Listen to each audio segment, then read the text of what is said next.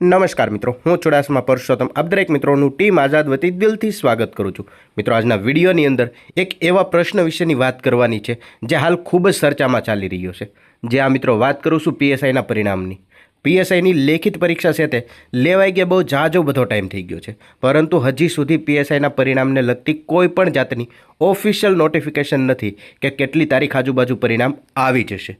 જે આ મિત્રો તદુપરાંત એ પણ જોવાનું છે કે પીએસઆઈના પરિણામ બાબતે જે મીડિયાના માધ્યમે જે અમુક માહિતીઓ આપવામાં આવી રહી છે તે જોઈને તમને પણ એવું લાગશે કે પીએસઆઈના પરિણામ બાબતે આ બધું શું ચાલી રહ્યું છે।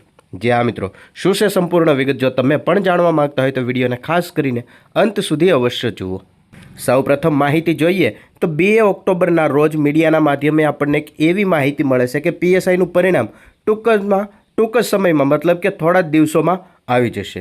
મળતી માહિતી પ્રમાણે મુખ્ય પરીક્ષાના જે પેપર છે તેમની ચકાસણીની તમામ કામગીરી હાલ પૂર્ણ થઈ ગયેલી છે અને ટૂંક સમય એટલે કેટલી વાર લાગશે તો કે અહીંયા જ દર્શાવેલું છે કે ટૂંક સમય એટલે લગભગ હજી પણ 15 દિવસ આજુબાજુનો સમય લઈ લેશે।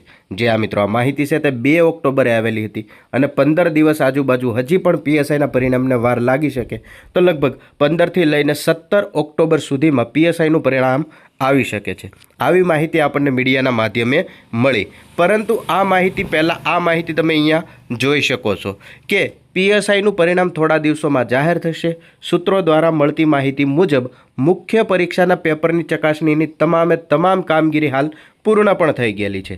હવે જ્યારે પણ પોલીસ ભરતી બોર્ડના અધ્યક્ષશ્રી જ્યારે સૂચના આપશે ત્યારે કોઈ પણ ટાઈમે પરિણામ છે તેમને જાહેર કરવામાં આવી શકે છે અને આ માહિતી છે તે લગભગ સપ્ટેમ્બર મહિનાના અંતમાં એટલે કે 30 તારીખ આજુબાજુ આવેલી છે। તો ત્યારે પણ એવું કહેવામાં આવેલું હતું કે પેપર ચકાસણીની તમામ કામગીરી પૂર્ણ થઈ ગયેલી છે અને પોલીસ ભરતી બોર્ડના અધ્યક્ષશ્રી જ્યારે પણ સૂચના આપશે ત્યારે કોઈ પણ સમયે પરિણામ જાહેર કરી દેવામાં આવશે, પરંતુ હજી સુધી જોકે તેમને લગતી ઓફિશિયલ રીતે કોઈ પણ માહિતી નથી આવી। જે આ મિત્રો ત્યારે પણ આગળની જે પોસ્ટમાં માહિતી જોઈ ત્યારે પણ તમે જોઈ હતી કે હજી લગભગ ગણતરીના દિવસો એટલે કે 15 દિવસો આજુબાજુ જેટલો ટાઈમ લાગી શકે છે। તો તમને શું લાગે છે, ખરેખર 15 ઓક્ટોબર સુધીમાં પીએસઆઈનું જે પરિણામ છે તે આવી જશે? જે આ મિત્રો જે ઉમેદવાર મિત્રોને એવું લાગતું હોય કે પીએસઆઈનું પરિણામ આવી જશે નીચે કમેન્ટ કરીને અવશ્ય જણાવજો। તદુપરાંત આગળ જોઈએ તમે જોઈ શકો છો કે જે ઉમેદવાર મિત્રો આ ભરતીની અંદર સિલેક્શન નથી થયા, જે નવી ભરતીની રાહ જોઈને બેઠા છે તેવા ઉમેદવાર મિત્રો ધીમે ધીમે થોડું વાંચવાનું ચાલુ કરી દેજો, કારણ કે આ ભરતીમાં તમે જે ભૂલ થઈ હોય તે ભૂલને બધી ભૂલી જજો અને થોડો સમય વધારે સંઘર્ષ કરી લેજો। જો હાલમાં તમારા ઘરની પરિસ્થિતિ અન્ય નોકરી કરે એવી હોય તો જ્યાં સુધી ઓફિશિયલ રીતે કોઈ પણ જાતની ભરતી બોર્ડ દ્વારા નોટિફિકેશન કે માહિતી આપવામાં ન આવે ત્યાં સુધી તમે નોકરી પણ કરી શકો છો અને સાથે સાથે વાંચવાનું પણ ચાલુ રાખી શકો છો।